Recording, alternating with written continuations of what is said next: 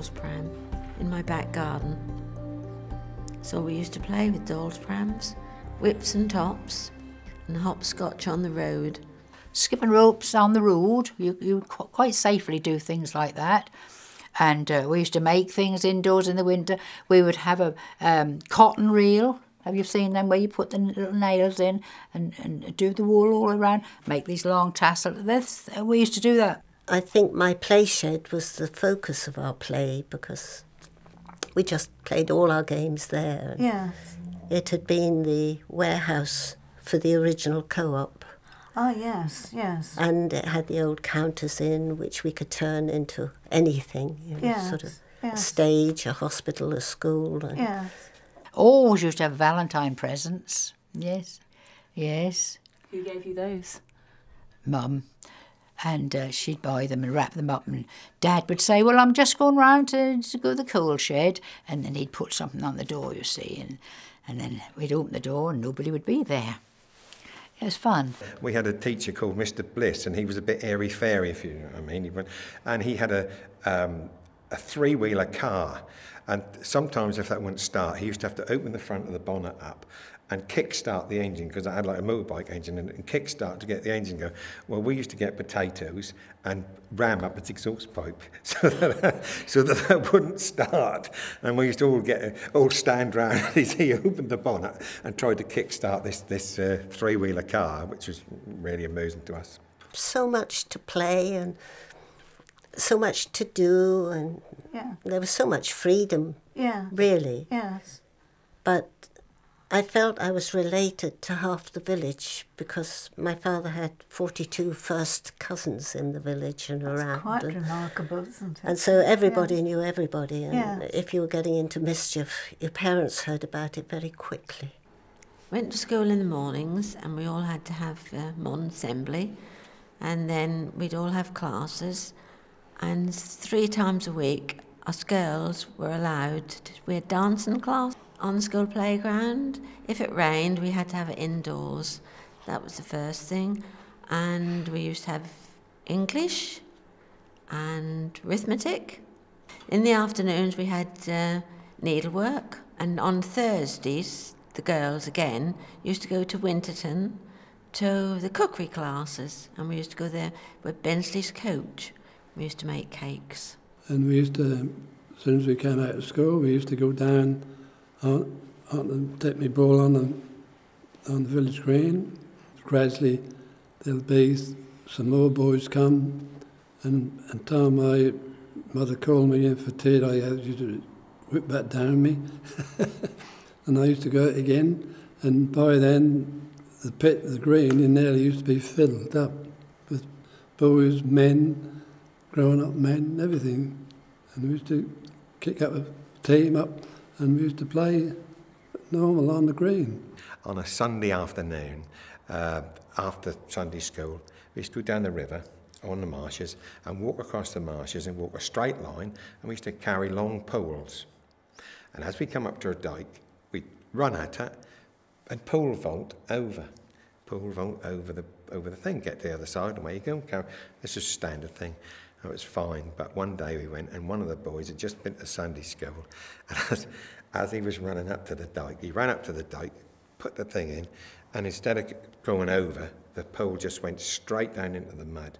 And of course, the pole was standing upright, and he slid down the pole into the...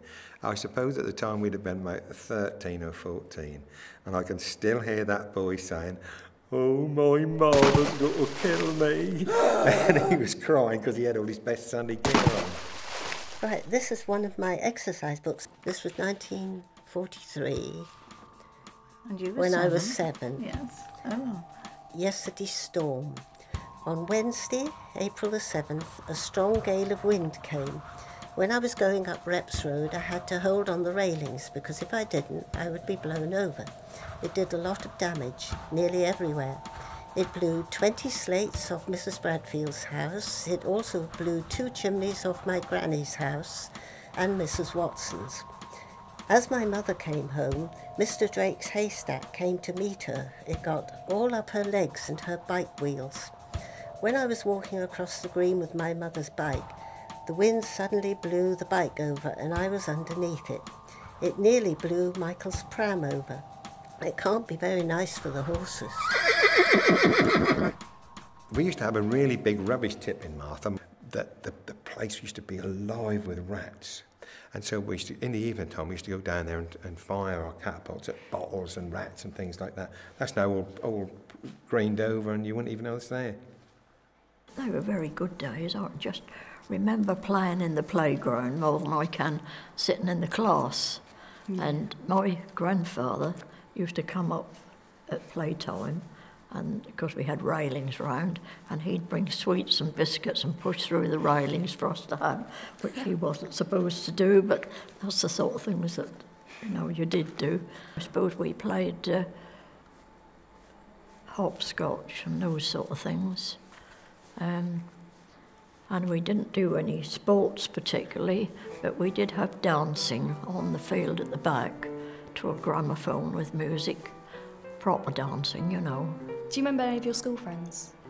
Yes, I've still got some of them about here now. Yes, 2 or 3 of them still living about here, and we keep in touch, of course. And 1 or 2 go to the Methodist chapel with me, and 1 lives in Hemsby, and we phone each other every so often. Yeah.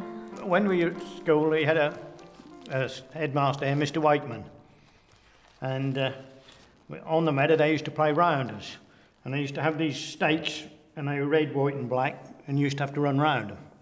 Well, when we finished, you had to put everything in the shed in the corner of the meadow, and I come running down there and got one of these like a javelin and threw it and stuck it in the side of the shed, and old Wakeman was looking out of the office window, and he see me do it, and we went back in the class, and he came in and he got hold of my brother by the scruff of the neck and took him outside and gave him the cane. He got the wrong one. Did you find out? Being a twin, you see. Yeah, no, I didn't. My brother didn't know what was happening. He didn't know nothing about it.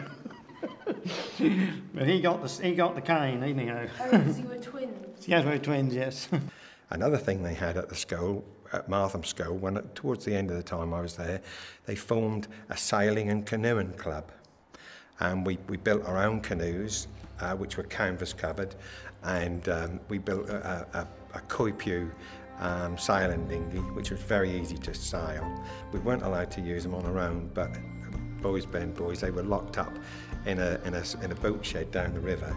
But you could get through if you climbed on the roof, go round through the water side doors, and on a Saturday we would go down, go through the water doors, launch the canoes and go out. And so I spent a lot of my time around Ham Sounds, Hickling Broad, canoeing around the back of all the little dikes and things.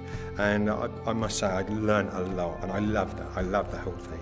When we were at school, I used to have cross-country race.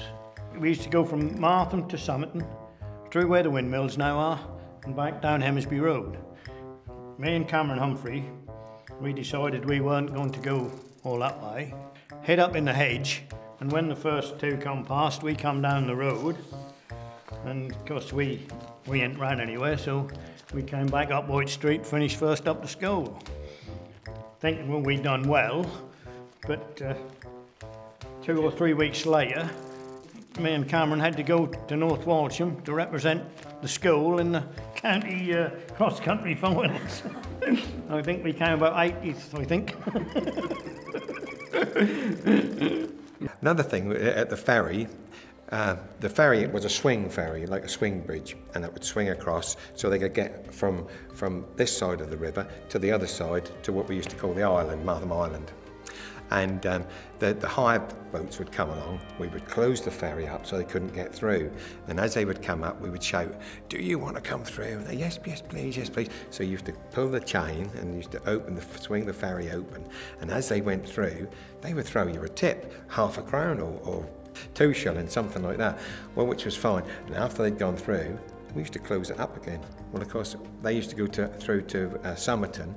Then they had one to come back. So, of course, when they come back, you say, "Did you want to come through?" And they, "Oh, yes, please." So you used to open it again, and they'd throw you some more money. Now, that was all really, really good. But there's a side. If you couldn't catch that money, that would nearly always just drop onto the ferry, and they had gaps between the wood, and that would drop down between the wood. That was so heartbreaking. Even some of the people used to put the money in envelopes, and they used to throw it on the deck, on the ferry, in an envelope, so that we didn't lose it, which was very kind of them.